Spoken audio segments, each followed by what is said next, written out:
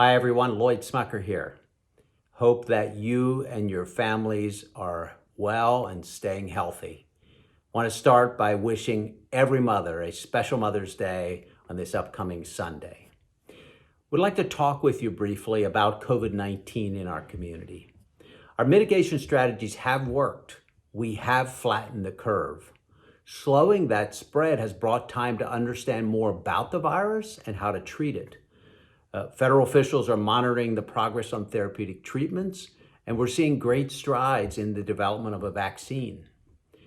During a press conference earlier this week, I called on the governor and his administration to focus on nursing homes and long-term care facilities because residents there, seniors there, are the most vulnerable for experiencing serious symptoms of COVID.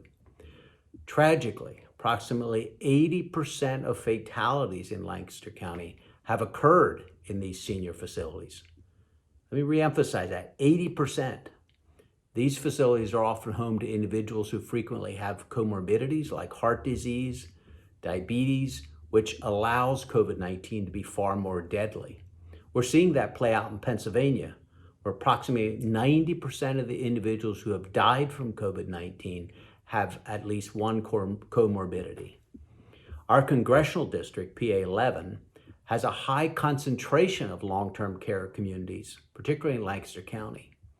We know these facilities are hotspots, and we must provide all available resources to these facilities and to their heroic staff.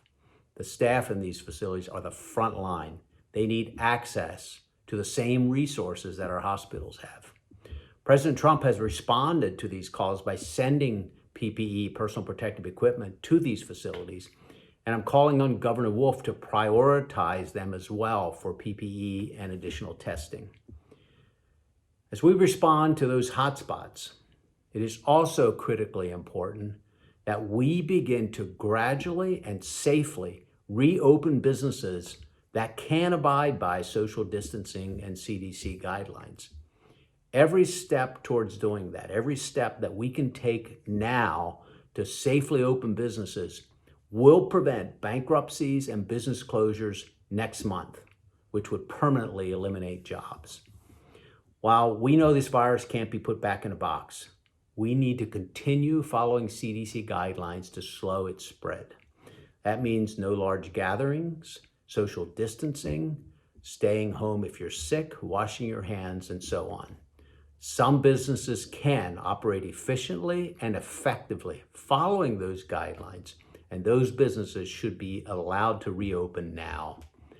I trust members of our community to be responsible as we move forward and to continue following guidelines. By doing our part, by all of us doing our part, we continue to help our hospitals and healthcare workers care for patients. The medical community acknowledges that many of us will get the virus but not experience any serious symptoms. Unfortunately, no one is immune to an economic recession or the struggling recovery that will follow. That is why we need to reopen safely what we can, while at the same time focus on people with pre-existing conditions and the elderly. They are the most at risk to experience serious symptoms. This isn't a partisan issue. Everyone wants to protect the community. And right now, that means focusing on nursing homes and long-term care facilities.